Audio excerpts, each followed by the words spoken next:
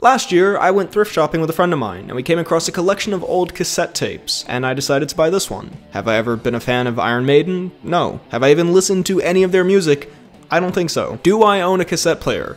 I do not. But I just loved this cover. The artwork here just had me intrigued. This futuristic world that looks like a blend of the 1950s with Blade Runner and a pinball machine with this weird-ass villainous robot cop at the front. I had no idea what was going on, but the aesthetic had me hooked, and it's now one of my favorite things that I own. And recently, while I was sitting there gazing at it, it got me thinking about a similar art form that has declined in recent years, and I asked myself the question, what happened to movie posters? If we look at older movie posters, there is so much to appreciate. The 1930s to 50s era had almost this old book cover type of aesthetic to them, which invokes the feeling of stepping into a melodramatic story. There's almost a nostalgic feel to them. In the 70s, we started to get ones with a bit more style to them, like Jaws or Alien. They're very simple. You can see these posters and get a feel for what the tone of the film is, this ominous feel or a terrifying presence. The 80s is my personal favorite era, with the Drew Struzan illustrated type of posters, Back to the Future and Blade Runner and Indiana Jones, that feel like an updated version of those older ones, where it has a fantastical storybook aesthetic, but in a more modern sense. Anyway, we skimmed through the 90s and the 2000s with some solid stuff, but we eventually end up here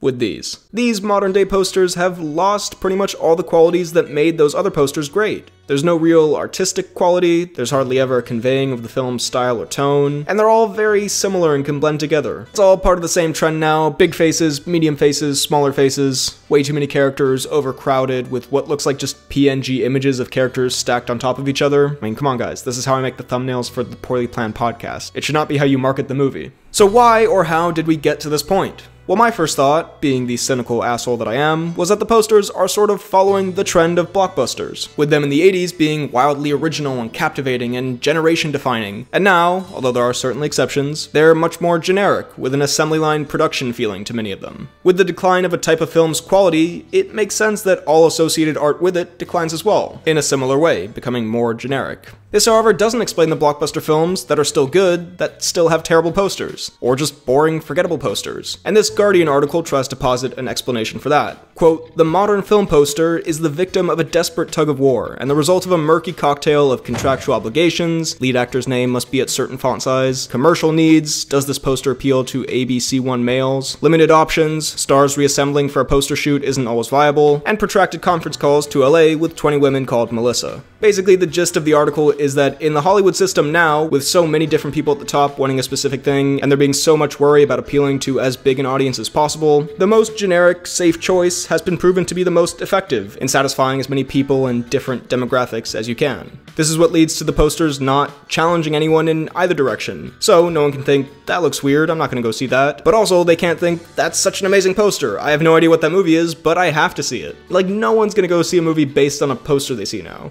To be clear, by the way, the point earlier about posters being overcrowded, I just want to say the exception to that, where it does work, are the last two Avengers movies, because a big part of the appeal of those movies was, look, all these characters are coming together. So it actually makes sense there. It's part of the marketing. It works. With some of these films, it's like, do they really need to be on the poster? Is that a requirement? Is that gonna draw people in? Just them tiny on the poster there? Anyway. The funny thing is, there are great designs put out for these big blockbuster movies, but they're always secondary posters shoved to the side. They're a Comic-Con exclusive, or an IMAX poster, or whatever. And it's like, that should be the main one. It's so much more interesting. If you want to find a better version of pretty much any new blockbuster film's poster, just add IMAX or Comic-Con or exclusive to the end of your search. And don't get me wrong, there are some modern film posters that are fantastic, either in their artistic design or their minimalism or whatever. It's just a lot of them are for smaller indie films, and it's kind of a shame to see the biggest movies getting saddled with these posters that range from whatever to ass. For the record though, not all modern indie posters are great either.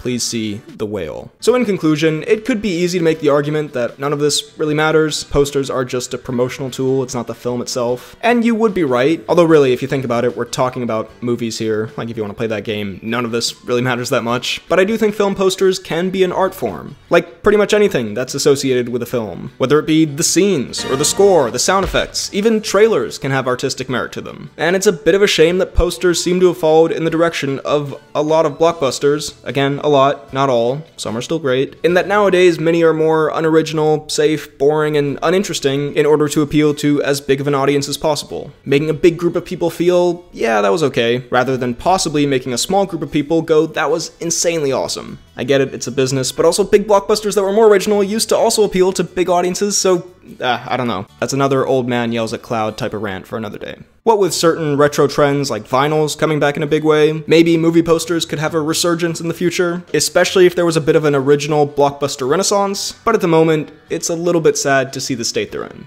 So, those were my thoughts on the current state of film posters. What do you think of all this? Let me know all of your thoughts down below in the comments. While you're at it, be sure to like this video, check out my podcast that I do with a friend of mine where we talk about movies, TV shows, a bunch of nonsense. It's called The Poorly Planned Podcast. Subscribe for more videos like the one you just watched. Check out my Instagram and Twitter at BHL_Hudson, my TikTok at BHLHudson, and my Letterboxd at RealBHLHudson. Thanks for watching, and I'll see you next time.